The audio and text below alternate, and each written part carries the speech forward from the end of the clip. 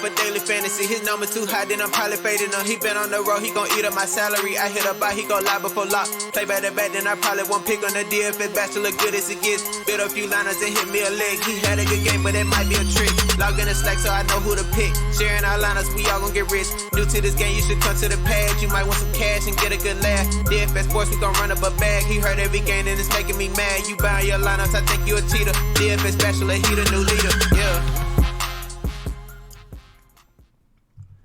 What's up, everyone? Welcome back to the Bachelor Pad. I, of course, am your host of DFS Bachelor, and I'm joined, of course, by our League of Legends DFS analyst at League of Items. Mike, how you doing this morning, bro? Or this afternoon, I should say. I've been better. Moving on.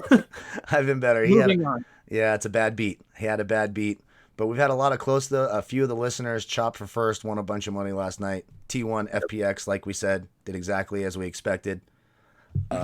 So it's not all in all a loss. He did have a painful bad beat. Before we get into all that, first things first, thank you for all your support. We really do appreciate it.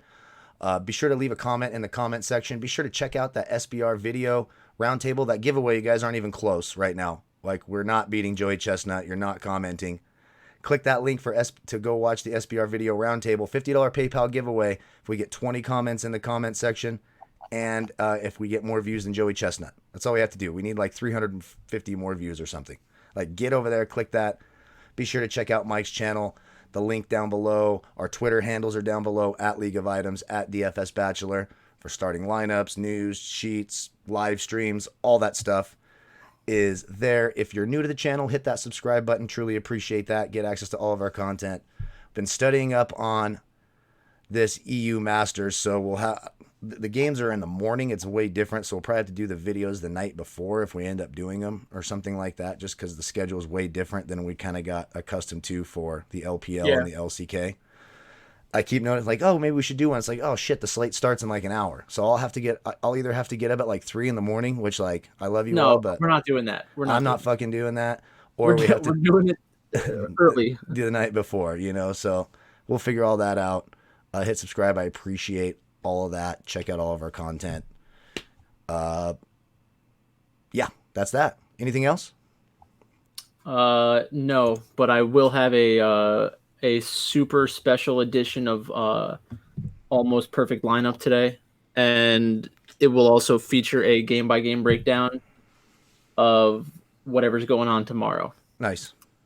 Yeah, so this is a 2-game LPL playoff slate. One game is technically Sunday morning, 5 a.m. Eastern, 2 a.m. Pacific. Then the next game is Monday morning. So it's kind of like when we get in the NBA playoffs and they start doing these 2-game slates when the conference finals happen and they're 2 games over 24, 48 hours. That's kind of what we're dealing with here. But it's still the best league for me.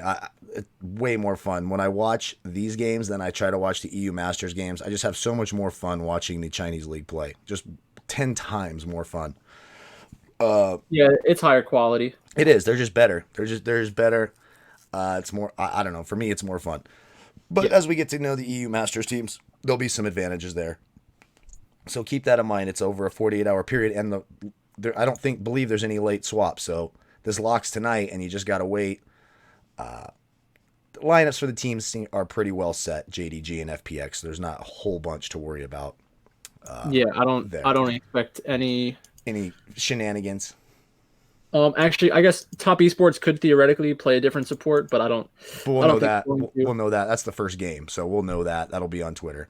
It's the second one that can get, technically we won't be able to switch and won't technically know, but it's pretty cut and dry with those two teams. Yep. So our first game, Invictus Gaming, the top seed in the playoffs against Top Esports, who've been on an absolute tear since Jackie Love took over in the bot lane for Fodic. Invictus Gaming is the favorite, although I did notice the betting line. Did it lock? Did they stop taking bets on this? Was Top Esports getting too much underdog love? What's going on here? Because I like Top Esports a lot tonight. I have it at Invictus Gaming minus 200. Okay. And Top Esports plus 150. Okay. So I think that it's going to be interesting trying to figure out what side the public is going to be on, because Invictus Gaming has been a better team, has been a very good team all year. Nice. But Drinking they Corona. win There they you go. win they win they win a lot of people would consider ugly, but for people who understand League of Legends, it's really not that ugly. It's a little bit more similar to like solo queue than the professional scene in general. But I mean, they've won championships playing this style for the most part. Like, not many teams are able to win world championships purely through solo lane dominance. But that's exactly how they did it when they won in 2018. So, top esports against Invictus Gaming, I think that the public is going to want to be on top esports. And what's unfortunate is that I think before the recent matches, I think top esports would have been the sharp side. Yeah. So I'm afraid of both sides being on top esports, which is kind of tough. Like, I know that there's a lot of controversy about Jackie Love signing with top esports that's going out there right now. Like, he was supposed to go somewhere else, and there was a handshake agreement in place, and then somebody messed something up. So that's what I was reading on Twitter earlier today. Mm-hmm. So I guess it just makes sense to go lane by lane and figure out how I think it's going to go. So the Shy against 369, the Shy is better than 369. The Shy is probably the best top laner in the world. Right. It's just that he's extremely volatile. So, like, he can go. It's basically like, I'm more concerned with in every game that the Shy plays in, it's probably 65-35 that he's going to win. It's just when he wins, it's going to be extreme. And when he loses, it's going to be extreme. Right. It doesn't mean that it's a 50-50. It means that when he loses that 35% of the time, he's not going to give up and just play passive. He's just going to continuously be aggressive. So I think the Shy definitely has the advantage there. Leon against Karsa.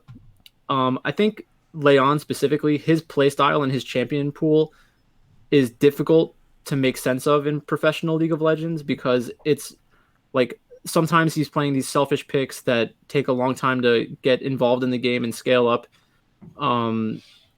Specifically, like when he plays something like Kiana, he has a very, very weak early game, or Silas, he has a very weak early game. So that makes it pretty difficult for the rest of his team to play. And I think Karsa is the kind of jungler who can exploit that kind of matchup. Right. But Karsa hasn't looked great the past month or so either. And then Rookie versus Knight. Knight has been the better player for the past month or so. Like, he's had extremely good performances, especially from a Draftkings perspective. So everybody who's playing Draftkings is going to have good feelings about Knight, because over the past 2 weeks, every time Top Esports has played, they've probably made people money. Mm-hmm. Well, almost every time they've made people money. Been great to me. But in reality, Rookie is the more known commodity. He is the better player. He's just the better player, I think, going on past experience.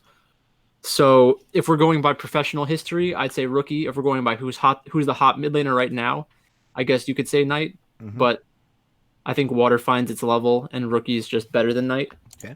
And then in the bot lane, Jackie Love and Yu Yanjia against Puff and Southwind. And here's actually a place where I think Top Esports has the advantage, because Jackie Love is an extremely good player.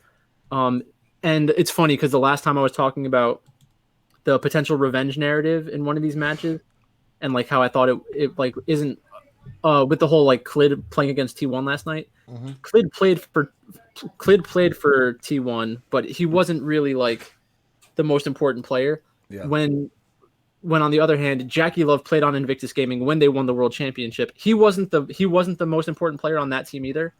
But it's a lot. It is different. I think it's fundamentally different. Like Clid playing against T1 with Jackie Love playing against Invictus Gaming. Right. So I think that if anything, Invictus Gaming would have more motivation playing against one of their ex-players who left and like caused a huge problem in the esports scene in China. So I hope that everybody wants Top Esports to win, because that was my original side, and mm-hmm. I feel like I'm just outthinking myself a little bit, where like if this was 2 weeks ago, before, like if Jackie Love was playing his first match, mm-hmm. and it was against IG, the money line would have been like plus 250, plus 300, because nobody would have known like how that was going to go. Right.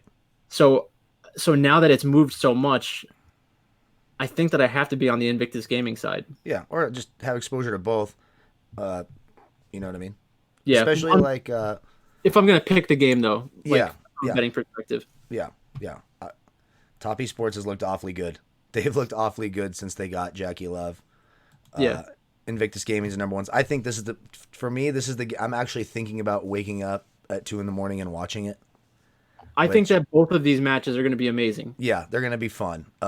I think FPX has a little bit more event. Top Esports has been really good. I mean, they just beat the shit out of FPX, who has also been playing very well, and like you Yeah, said, are the defending champions. yeah. Are a very, very good team. All four of these teams, I think, at this point, are Yeah, very good, and obviously that's what we would kind of expect. But right. it's like, How it's basically going to work, what it comes down to is lineup construction. These are 2-game slates.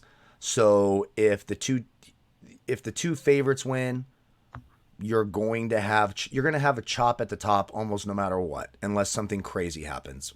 yeah, It's very difficult not to have a chop at the top right now, which means sharing the pot, having a bunch of people playing the same lineups. It's almost impossible. Which kind of goes to what you talk about. They need to do something different about either adding another position, changing I had the salaries. best idea for So that. The best idea ever. adding another team slot, whatever the hell it might be. Which I like when I've been looking at like what could they do to maybe a second team slot or a second 80 carry slot. Are you trolling me right now? Did you hear what I said about this yesterday or no? No, not at all. Did you talk about it on our show? No, it was on a different. It was I did a quick show with this guy Zach from Oh like no, from no. the back tees or whatever, and he asked me that question, and I said, I think one thing that might actually be interesting is if you do force a second team slot, because that is a lot different than incorporating another player. Mm-hmm. Because like if you did a second team slot, you could try to force it where you need to play two teams, and one of the teams cannot be the same as like a player on the lineup or something. Or you could do two pools of teams where one team is a favorite and one team is an underdog. So you have to pick a favorite and you have to pick an underdog Yeah, for the team slots. exactly. That would actually be pretty cool. Yeah. And that would like significantly decrease the winning percentage of the lineup as a whole. Yeah. I think that's an interesting way to do it, I think. I completely agree. But so just in terms of like lineup construction, obviously Invictus Gaming being the top seed at every position except for jungler. Or excuse me, what position is it? Oh, that's the JDG match. We'll get to that in a moment. Yeah. If you're gonna stack the favorite, you're gonna have to have exposure to JDG. Or if you stack the two favorites, IG and FPX, you're gonna have to have a jungler or a support in your captain spot, or you won't be able to afford the lineup. That's just how that goes. Yeah. So what's your first play from this game? Like, who is the player you want the most out of this? For me, it's Knight. I think Jackie Love, because Jackie Love played in fewer games, so now he's been involved in a few of these best of five. So his average fantasy points, if I'm just looking at it from what a casual DFS fan is going to do when they're making their lineups here, they're going to look in here, they're going to see that Jackie Love averages 116 points a game, and they're going to think that he's averaging way more points than everyone because he's so much better. Now, he is a great player, but really that's because he has a smaller sample size, so more of his games have been these best of five, so he has an average higher points per game. Yeah. A guy like Knight has really benefited from Jackie Love being there. I think a lot of teams have focused on him, and Knight has been able to really take advantage, and so is Yunyaya in the support from the support.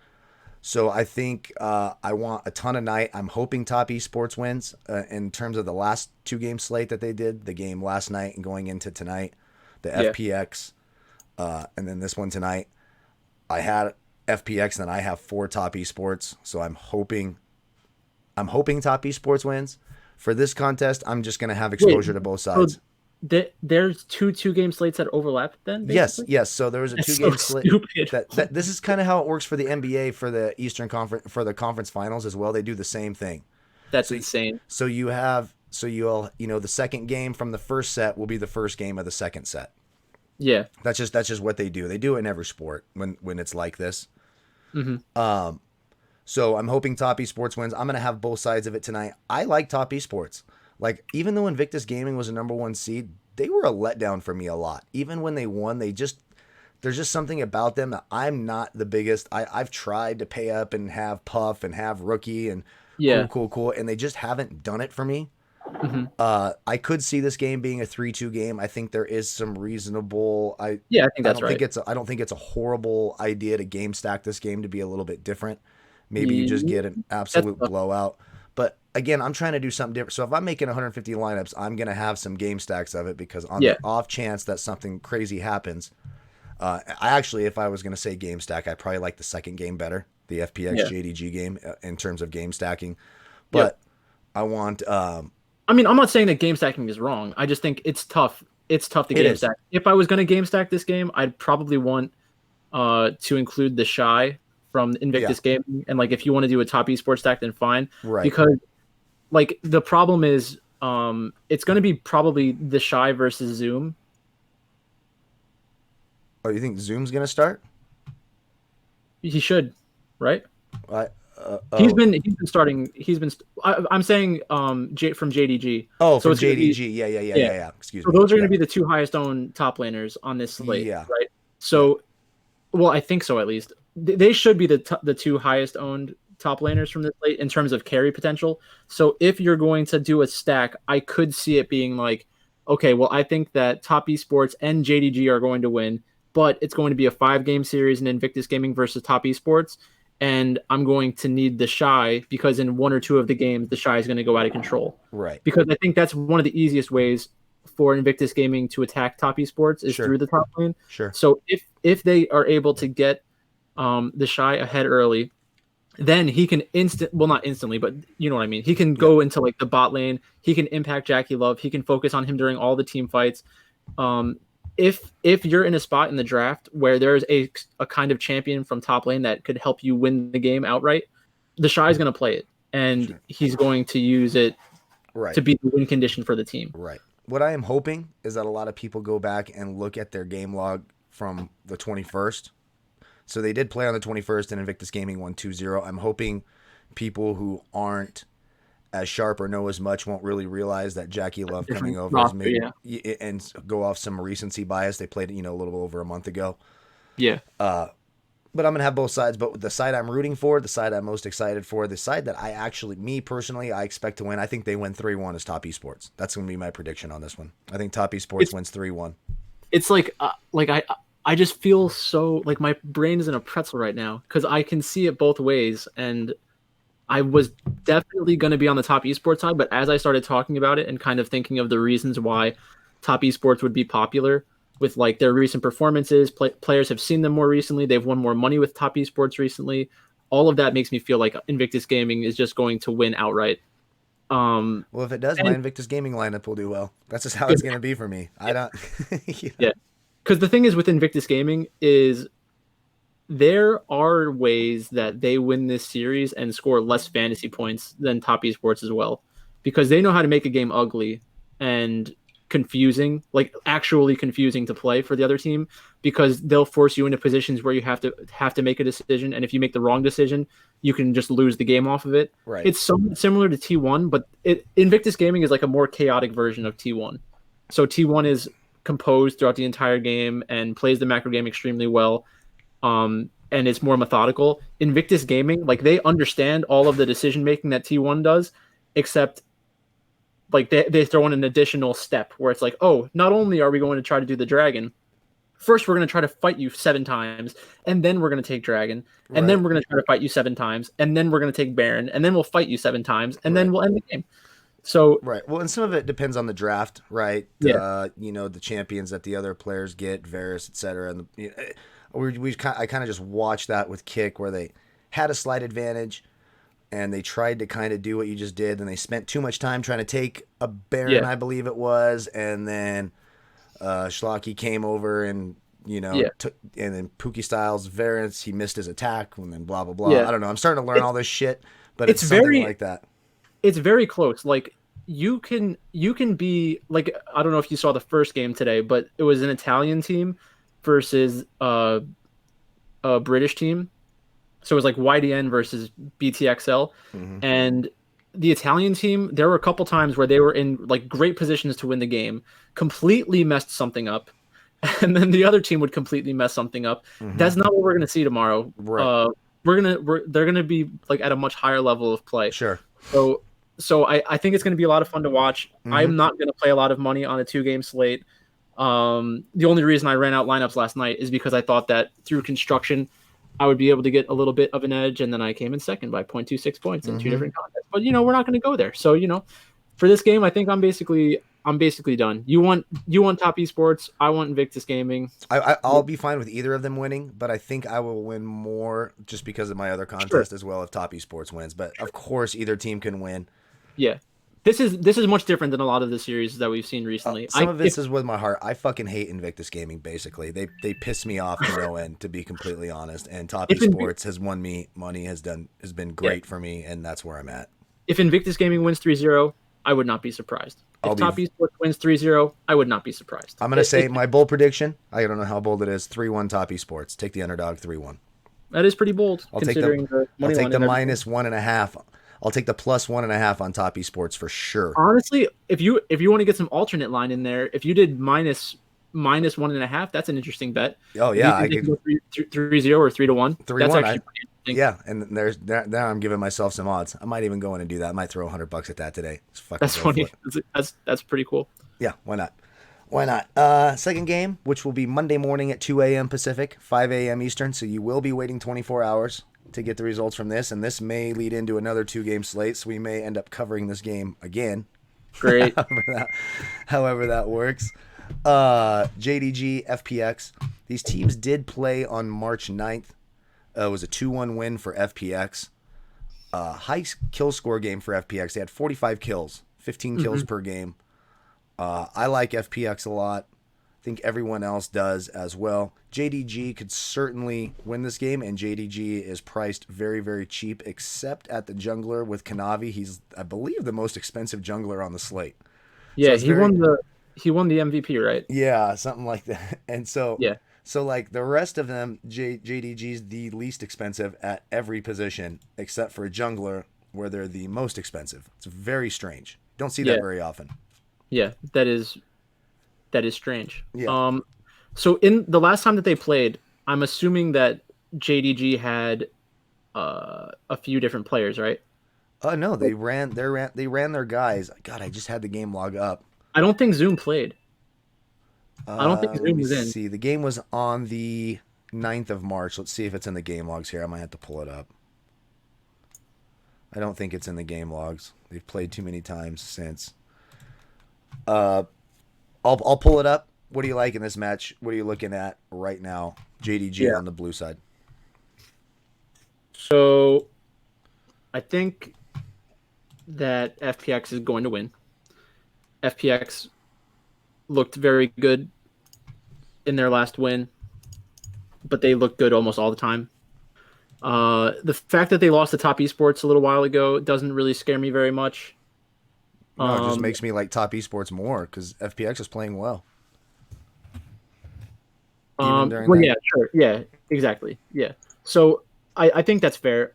I'm not 100% sure how, like, obviously nobody wants to go out there and lose intentionally, but I think that when you're playing against Top Esports as FPX, it may honestly, like in a Bill Belichick kind of way, you might be better off letting them beat you during the regular season, take their best shot, figure out their game plan, and then just destroy them in the playoffs.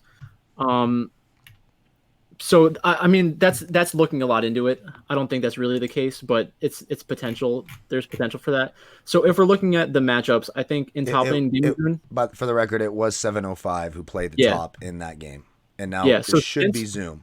Yeah, since Zoom has come back, like Zoom is a very hyped mid laner. People think that he's going to be one of the best top laners in China for the next couple of years. So he should have the advantage over Gimgoon in terms of just talent. But if this gets into a spot where Gimgoon is playing tanks and facilitating his team, and they continuously try to force Zoom onto carry champions, then Gimgoon can just steamroll the matchup. Because when you're playing a carry champion and things don't go your way, you're basically useless. Right. So that's very scary for Zoom. Tian versus Kanavi is it's not really a 50-50, but based off of like everything that's happened recently, I think that the only way to talk about it accurately with like between how I think the matchup is going to go and what the public feels about it, I would say it's about a 50-50. I think in reality, Tian's experience should come more into consideration, like because he is a very good player. He won worlds. He was an integral part of that team. So the fact that Kanavi has looked good recently, all you need to do is remember that Rogue Warriors matchup where a carry jungler gets behind and then does nothing. Right. If FPX puts a lot of emphasis on stopping the jungler, then it's going to be very easy for them to win. And right. Doinb has a million different champions that he can play in the mid lane that can help facilitate shutting down a jungler. Right. He's been playing outrageously well lately too. Doinb has. Yeah. He's been playing really well. I will note JDG just a little over 2 weeks ago beat Invictus Gaming 2-0. So the same argument I was just making about top esports beating Fun Plus Phoenix, you can make for the other underdog JDG, who just beat the number 1 seed in the tournament, one of their only losses of the season. Yeah, 2-0, beat him handily. So I think that was probably more of a matchup problem for Invictus Gaming, because when I was mentioning about Leon's playstyle, if you can get Kanavi ahead and Leon behind, I think that's really the game state that they want to be in all the time. I don't think they're going to be able to do that against FPX in 3 games, and that feels like their only win condition, because if you have, it's just pretty telegraphed. That's basically it. It's like going into a fight where it's Deontay Wilder versus Tyson Fury, and you know that in order for Wilder to win, he needs to knock out Tyson Fury in the first couple of rounds. Right. Otherwise, he's not going to have his legs underneath him, and Fury's just going to lay on him. Or not wear a 45-pound costume to the stage and pace around. That fight fucking pissed me off. Boxing's my favorite sport of them all. Really? Yeah, big boxing fan. I love both fighters, but I'm looking forward to the rematch. I think you see a different Deontay Wilder. I don't think he comes in at 239 pounds this time. Yeah. Off topic. So that's the only reason I bring that up, is because I think when you like a fastball pitcher, when you're a fastball pitcher and you don't have your fastball, you're going to get destroyed. Right. So if JDG isn't on fire, then they're going to get shut down by FPX pretty easily, I think. Right. So it could be the same thing as we saw last night with FPX giving up 1 game, but I really don't see them losing this series. Me neither. It would be shocking. It would honestly be shocking to me. The biggest difference in this game is in the mid lane. Doinb is much better player than Yagao, and then LWX and Crisp are better than Loken and Lumao. So I don't really see many different ways for them to get the victory. They would need to have some kind of amazing strategy that we haven't seen from them yet. Like I don't remember them playing the preferred champions that I've been seeing. Like I always talk about the carry junglers, which Kanavi does play, but I don't think that they're following it up by picking things like Galio. So let me check that. What do you think about your favorite plays from this game? It's FPX for me. For me, if Top Esports and FPX do win, I'm gonna have a good night. I'm still gonna have exposure to the Invictus Gaming side.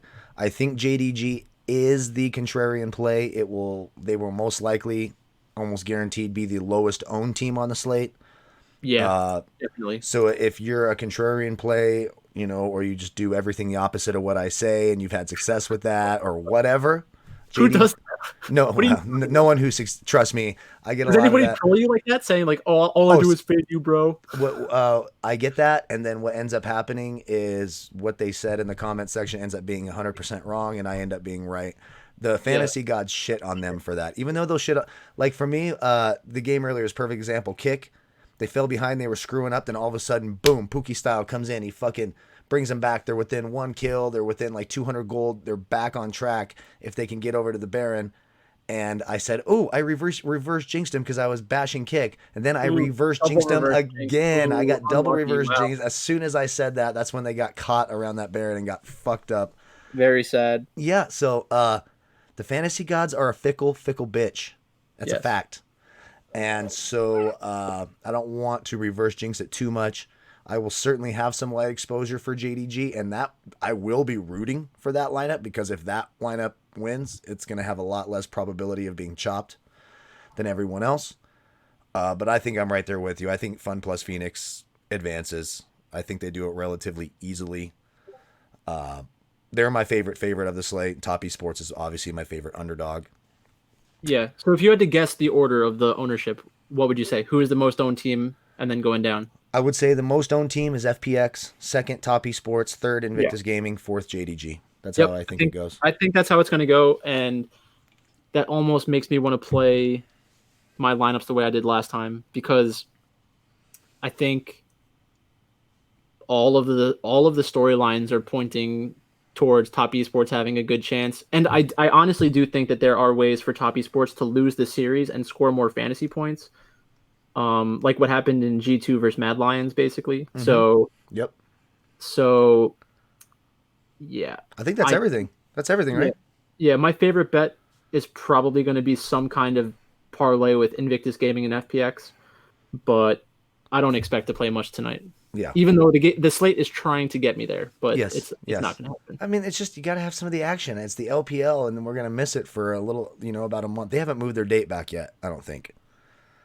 I'm not sure. Everything still looks good for May 20th or May 22nd, something like that, I believe is when it's scheduled. I'll keep. That'd be great. I mean, what does that mean? They have like a couple of weeks off? Like I just don't know what the fatigue factor is. I know it's hard to sit around on a stage and play a fucking video game, but Korea actually did it in person today. They actually had their finals in person. Yeah, I saw that. T1 dominated. I think we kind of saw that coming, and that's kind of how I feel with the FPX thing. They seemed a little vulnerable, getting the shit beat out of them by Top Esports. They're defending yada yada yada. So you got, and I kind of feel that way about Top Esports too against Invictus Gaming's the number 1 seed, much like Gen G. Kind of win ugly, kind of piss you off, and I don't know. I'm rooting against Invictus Gaming. They can all fuck off. Every single one of them. Every single one of those players can fuck off in terms of fantasy. They piss me the fuck off. I don't know how else to put it. The thing that I would be interested to bet on is like when the JDG FPX match is starting. I would hope that JDG wins game 1. And then I can bet on FPX. There you go. Exactly. Is there a site that lets you live bet yet? Where can you live bet? I don't know. I don't have one. I don't have a good one. I think MyBook. I'll have to look.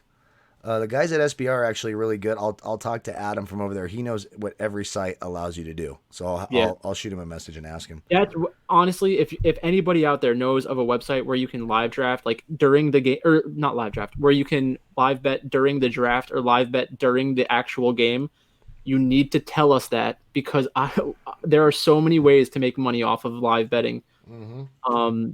It's just in every sport, especially basketball. If you're an NBA, live betting is the only way I will bet on an NBA game. I'll wait for a team like the Lakers to get down 11 to a team like Washington in the first quarter. Wait for that line to move and then jump all over the Lakers and fucking make my money. Yeah. It's easy money. Doesn't always work, but oftentimes it does.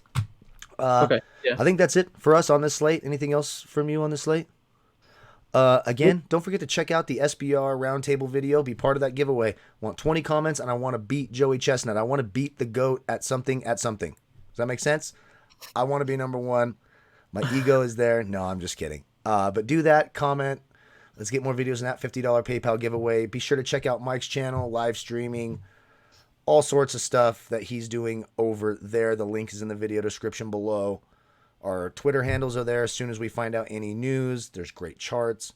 We've been being followed and partnered up, following and exchanging information for some great people, sports projections. Dark Sheep. Yep. You talked about Kenzie? Yeah, Kenzie is his name. Kenzie, yeah. He's getting a little big for his britches. Mr. Mall Manager. I can't remember. Yeah. He's doing a great job. So, we're getting all their information out there. So check all that out. Like, comment, subscribe. Really appreciate you all. Is EU Masters going on tomorrow? Are we going to do something later tonight then for that slate? What do you want to do with that?